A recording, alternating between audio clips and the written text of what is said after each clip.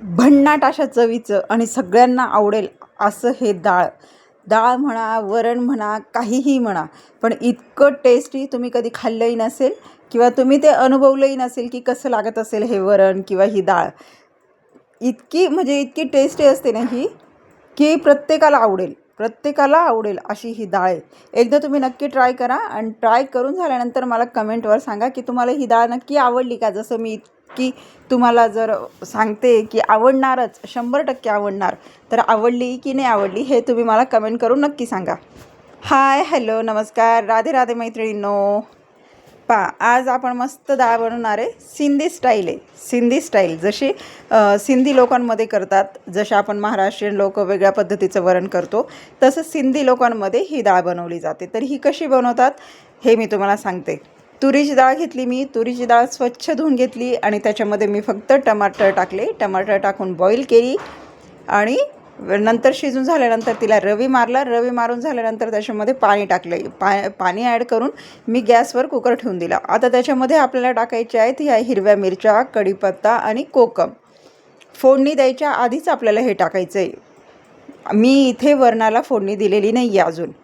आणि याच्यात टाकायची आहे हळद आणि मीठ. असं टाकून झाल्यावर आहे ना, हे वरण व्यवस्थित उकळून घ्यायचं आहे.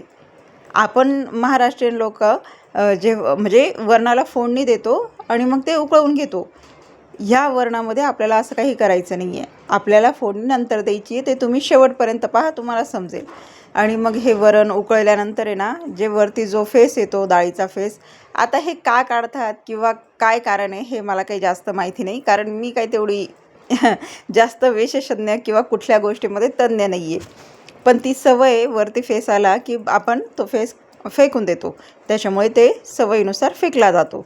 आणि मग याच्यामध्ये कोथिंबीर टाकून घेतली आहे. मस्त वरण उकळलं आणि कोथिंबीर टाकून घेतली आहे.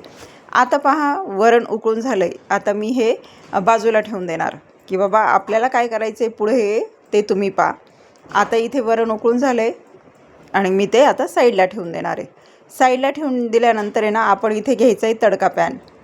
याच्यामध्ये टाकायचं आहे तेल आणि लसणाचे तुकडे, बारीक बारीक लसूण कापून घ्यायचं आहे.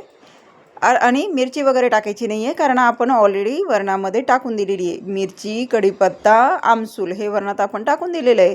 आता इथे फोडणी केली मी मस्त आणि ती डाळीमध्ये टाकली आणि झाकण लावून ठेवून दिला कुकर.